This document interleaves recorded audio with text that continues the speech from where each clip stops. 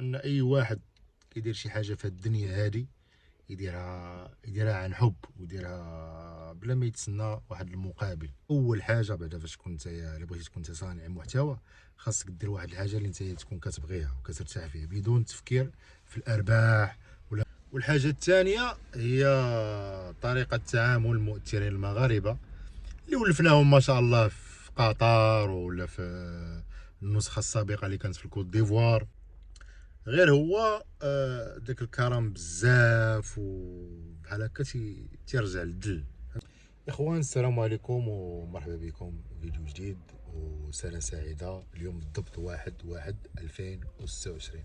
نتمنى ان شاء الله هاد السنه هادي تدخل كلشي عليه الصحه والعافيه وكل المتمنيات ان شاء الله. الفيديو ديال اليوم بغينا بما ان الاحداث كاينه في بلادنا ديال كان كاس افريقيا 2025، بلادنا اللي منظماه والحمد لله كاملين شفنا تنظيم في المستوى، ملاعب عالميه، بنيه تحتيه ما شاء الله هائله. وكنظن ماشي كنظن، هذا راه مؤكد ان الدوره هذه هي احسن دوره في تاريخ كاس افريقيا. في الفيديو هذا بغيت نهضر على جوج ديال الحوايج اللي لاحظناهم ولاحظتهم انا شخصيا في هاد الوقيته وفي هاد كاس افريقيا. اول حاجه هي كرم الضيافه ديال الشعب المغربي. اصلا الشعب المغربي راه معروف عالميا على كرم الضيافه. شفنا بعض الاحداث وبعض اللقطات، كعارف اي حاجه عندها ايجابيات وسلبيات، واي حاجه يمكن انايا نشوف شي حاجه تعجبني يمكن انت تشوف هذه الحاجه ما غاديش تعجبك، والعكس صحيح عاوتاني انا واحد الحاجه ما غاديش تعجبني وانت تقدر تعجبك. غير هو داك الكرم بزاف وبحال هكا تيرجع للدل، فهمت؟ يعني انسان يكون كريم، فهمتي؟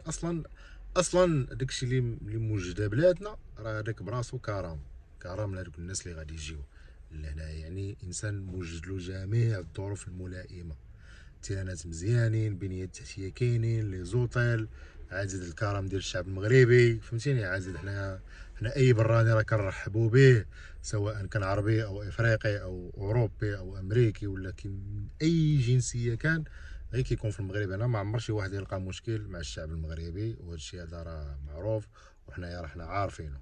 والحاجه الثانيه هي طريقه تعامل المؤثرين المغاربه اللي ولفناهم ما شاء الله في قطر ولا في النسخه السابقه اللي كانت في الكوت ديفوار.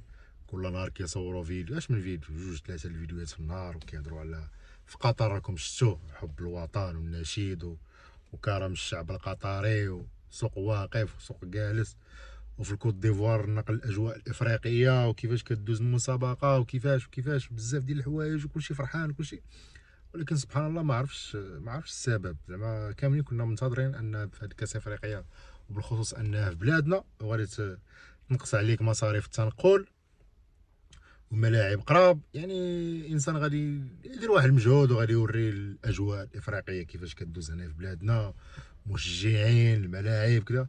واني سبحان الله واحد الركود من جانب المؤثرين المغاربه اللي ولفناهم في كاع التظاهرات العالميه اللي كيكون مشارك فيها المنتخب المغربي، سواء كره القدم ولا شي بعثه مغربيه، تيكونوا ديما حاضرين وديما تابعينه وديما تيوريونا الاجواء وكيفاش كدوز. ولكن هنا في المغرب ما صراحه ما عنديش فكره وما عنديش سبب، وماذا بينا لو كان نعرفوا السبب. وصناعه المحتوى خاص اول حاجه بعدا فاش تكون نتايا الا بغيتي تكون صانع محتوى، خاصك دير واحد الحاجه اللي نتايا تكون كتبغيها وكترتاح فيها بدون تفكير في الارباح ولا غادي تربح ولا من القدام شنو غادي يكون ولا، فهمتي؟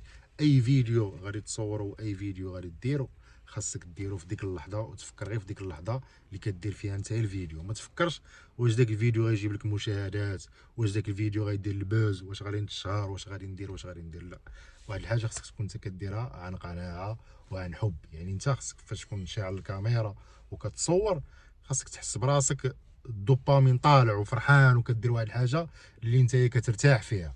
وهذه وجهه نظر ديالي والله اعلم كل واحد وكيفاش كيشوف. ربي ما خلق وفرق لنا الدماغ غير باش كل واحد يفكر كما بغا وكل واحد يدير داكشي اللي بغا. والله يسهل على الجميع، الله يسهل على الجميع. حنا كنتمناو الخير لكل شيء.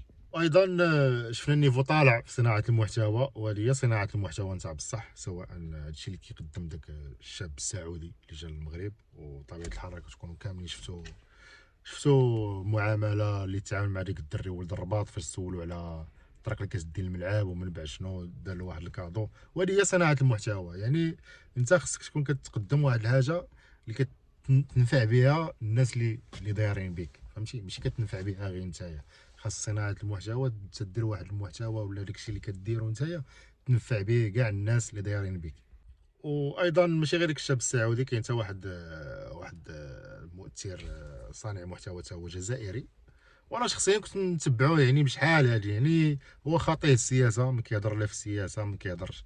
يعني صافي هو كيسافر فلوغر، كيسافر من الدول، بزاف ديال الدول، كيورينا الاحداث، كيهضر لنا على دوك الدول. وايضا فاش جا مع المنتخب الجزائري لهنايا، حيت مشارك وجا حتى هو لهنا المغرب، راه الصراحه دار بزاف ديال الفيديوهات اللي زوينين على بلادنا. وخصو يتشكر من هذا المنبر هذا، وخصو يتشكر. مشى لافران، صور افران، مشى لمكناس، مشى لفاس، كازا، داز على الرباط، سلام، المهم بزاف ديال المدن المغربيه اللي كبر بهم وهضر عليهم كيفاش بريزونطا دوك الفيديوهات ديالنا ديال بلادنا. زعما ماذا بينا حنا كنا حنا اللي درنا داكشي. تنتمنى الرساله تكون وصلت.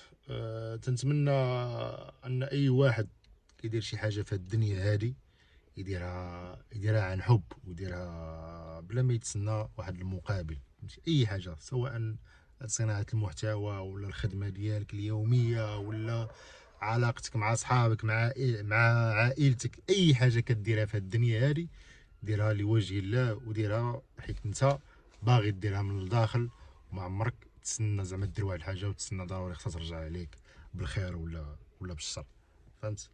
وانا كيتسالى الفيديو ديالنا الى فيديو لاحق ان شاء الله.